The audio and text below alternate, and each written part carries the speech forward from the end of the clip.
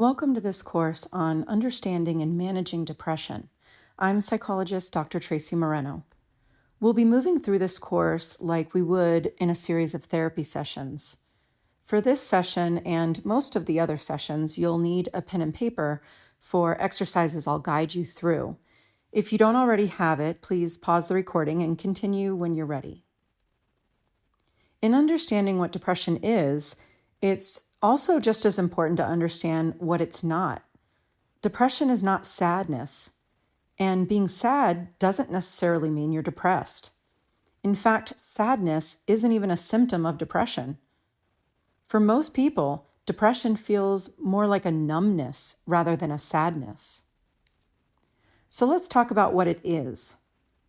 Depression is a psychiatric mental health disorder that must meet certain criteria and be properly diagnosed by someone like a psychologist or a psychiatrist who all have specific training and experience in diagnostics.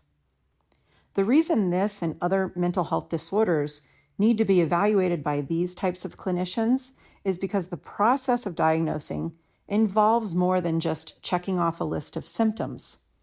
It's a much more complicated process that could lead to worsening symptoms if it's not diagnosed properly.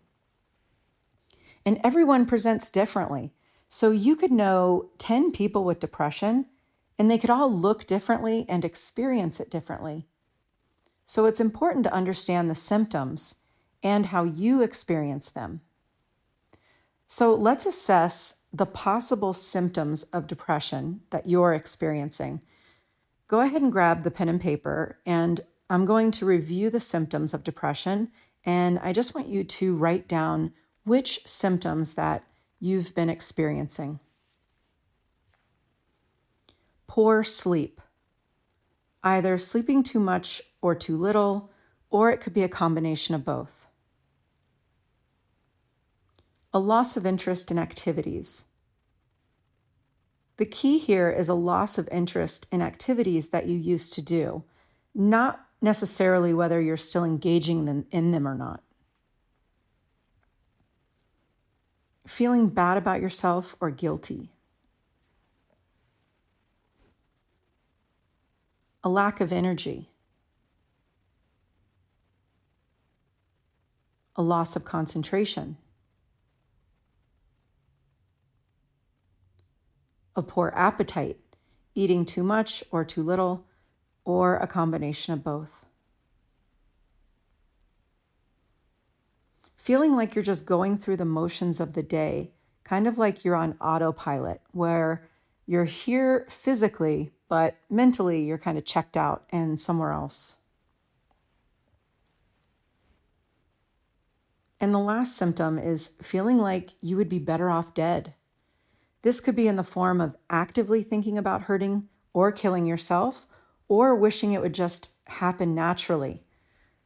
One of the most common things is people say they just wish they would go to bed and never wake up. If you've had at least 5 of these symptoms for at least the last 2 weeks, you could have depression.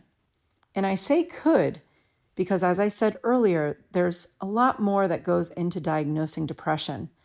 But our purpose here today is not to diagnose depression.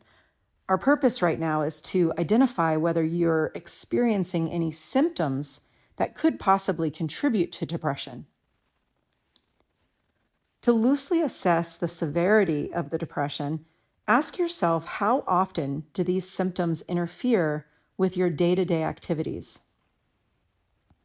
If they interfere 1 to 2 days a week, then you're looking at a mild level of severity. 3 to 5 days a week would be moderate level, and 6 to 7 days a week would be severe.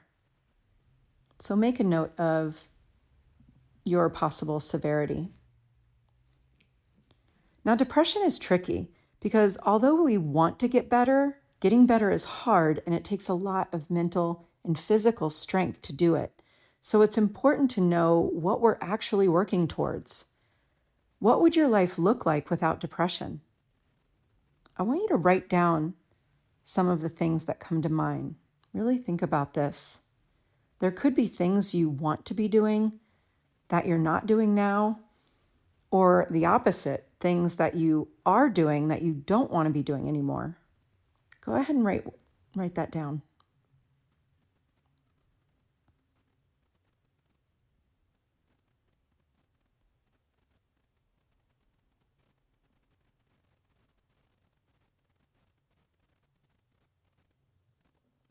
There may be qualities about yourself that could look differently.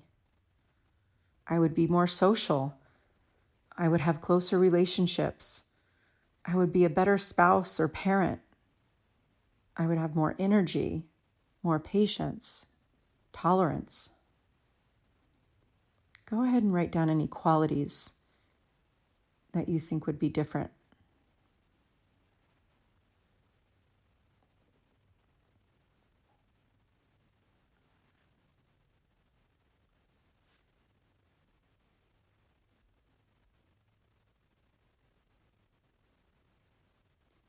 Envision yourself with these changes in your life. Make it a real and attainable goal, because this will be your motivation to change at those times when you think you can't. For your therapy homework, review some of the things you wrote for what you want to bring into your life or get out of your life, or how your life could look differently without depression. Based on these answers, bring in some tangible items that will remind you of these goals. For instance, if you like to travel, put up some pictures of the places you want to go. Hang a picture that has words or a phrase that will motivate or inspire you. Make reminders for yourself to do things that you're wanting to do, but maybe forget to do. I have a whiteboard in my bedroom where I write reminders to meditate or do yoga that day. I also sometimes write phrases as a reminder to come from a place of love or to practice gratitude. Hang up pictures of people or pets you love, or that remind you of good moments in your life. You can even add one of these pictures to the screensaver on your computer or the home screen on your phone. Be creative. Create an environment that motivates you and sets you up for success. With depression, we need constant reminders of what's good in our life, our goals, and what matters most, because depression makes us forget all of these things. In the course classroom, please ask questions, share any challenges or successes you've had in this process. You can provide feedback to me or give support and encouragement to other participants. This is the end of session 1.